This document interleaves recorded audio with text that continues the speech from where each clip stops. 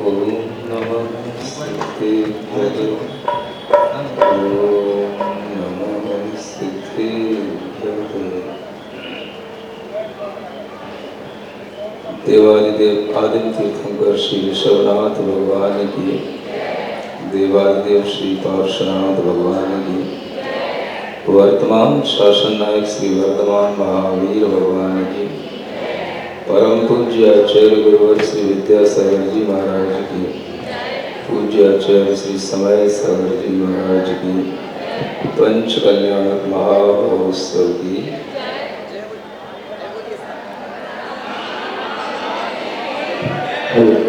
जय बोलिए साक्षात विराजमान आरण्य प्रणेता पूज्य गुरुदेव प्रणम्य सागर जी महामुनि राज की, मुनि सन्निधि नमोस्तुते। भगवान पार्श्वनाथ के गर्भ कल्याणक की ये मंगल बेला आप लोगों के समक्ष आने वाली है। चूंकि यह गर्भ कल्याणक की क्रियाएं रात्रि में होती हैं, लेकिन उससे संबंधित जो प्रक्रियाएं हैं वो तो बहुत पहले से चलती रहती हैं।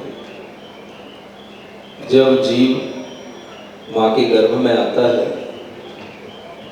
तो उस समय पर उस जीव के लिए अपने आप इस तरह से अवतरित होने की जो प्रक्रिया है, यह एक कर्म आधारित प्रक्रिया है।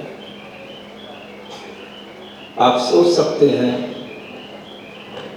कि यह कौन निर्धारित करता है कि कौन से स्थान पर किस दंपति के यहाँ किस जीव का किस गर्भ में आना होगा। ये सारी की सारी प्रक्रिया कर्म आधारित प्रक्रिया है और वह कर्म के माध्यम से एक गति से दूसरी गति में जीव का परिभ्रमण होता है।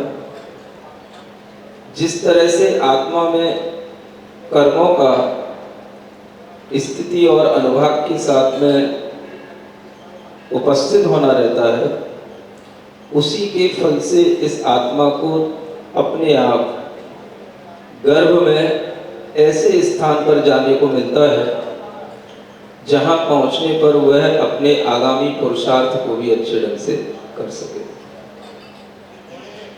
आप लोगों के लिए एक शब्द आता है अवतरण,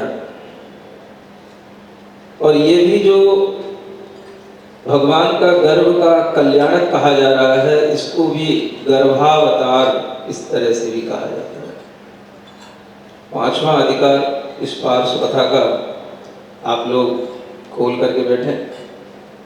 गर्भ कल्याणक का यह वर्णन पढ़ना है और गर्भावतार की बात जब आती है तो यहाँ पर अवतार शब्द आ जाता है।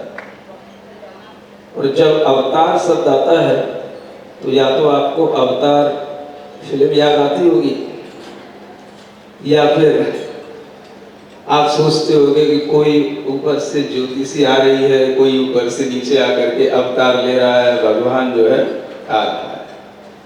कुछ ऐसे ही विचार करते होंगे।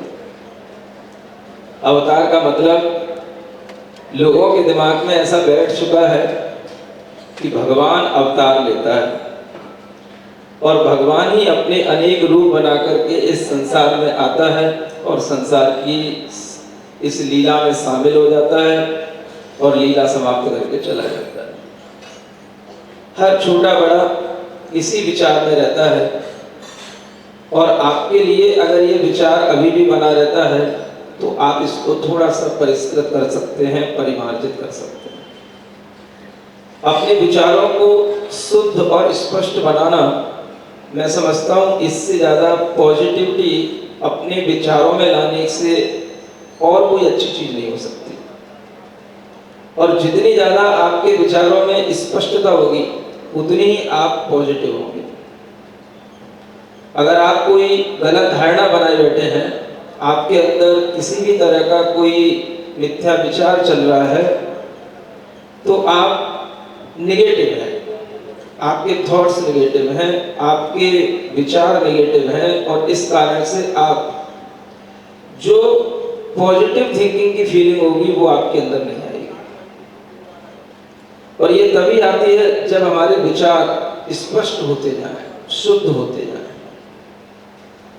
इसलिए इस अवतार शब्द से अवतरण की प्रक्रिया को समझना या ये जानना कि इस अवतार का मतलब होता है अब जो तरने के लिए इस संसार में आया है और फिर उसके बाद में कभी किसी भी गर्भ में नहीं आएगा और उसका जन्म नहीं होगा, उसका नाम अवतार कहलाता है।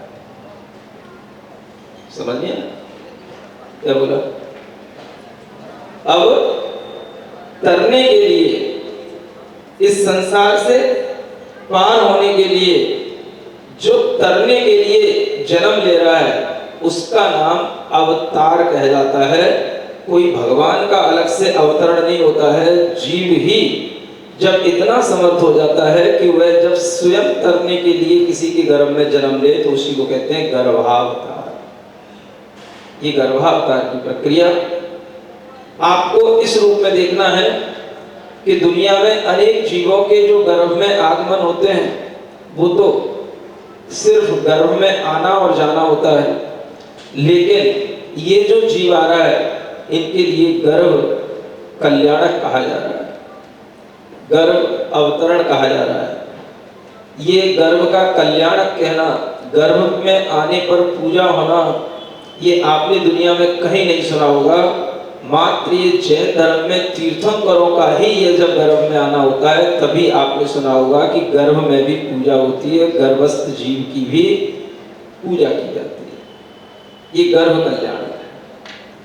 इस तरह का गर्भ कल्याण आप लोग उस गर्भ से अपने आप को अलग करके समझ सकते हैं कि यह सामान्य जीव का गर्भ नहीं है।